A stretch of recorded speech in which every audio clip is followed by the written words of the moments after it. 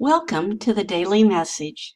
Hello, my name is Mary Ann Caponegro, and each week I am blessed to be able to listen to the Word of God with the children in the atrium for the catechesis of the Good Shepherd here at St. Nicholas. Lent is a time to focus on the love of Jesus.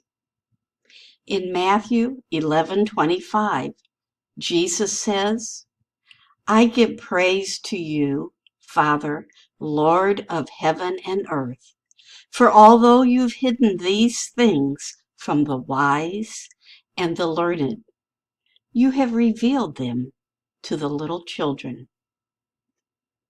The reflections and the insights of the children in the atrium continue to reveal to me the awesome love of our God. After we read the story of the Good Shepherd, we ask the children, who are these sheep that the Good Shepherd loved so much and cared for? He called each one by name.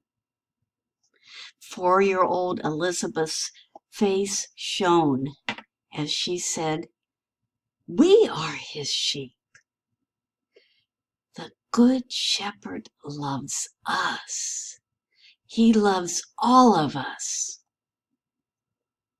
Another time, 3-year-old Luke giggled and grinned from ear to ear and said, Jesus loves Luke. And then the friends at his table each said their name. The Good Shepherd loves Nicholas. He loves Nancy. Jesus loves Will. Another time, John, who I didn't think had been paying attention when I was reading the scripture, just looked at me and he said, don't you know? It's us. The Good Shepherd loves all of us. We're his sheep.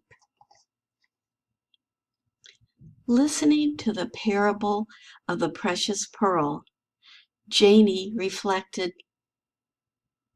I think that we are God's precious pearl. We are so precious to him. He loves each one of us.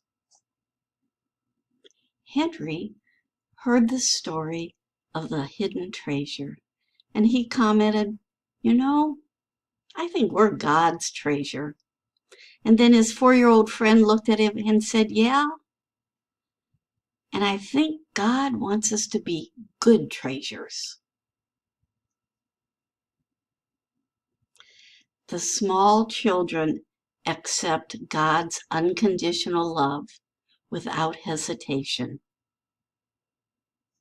When the children reflect, there's a quiet joy and a peace, a sense of contentment.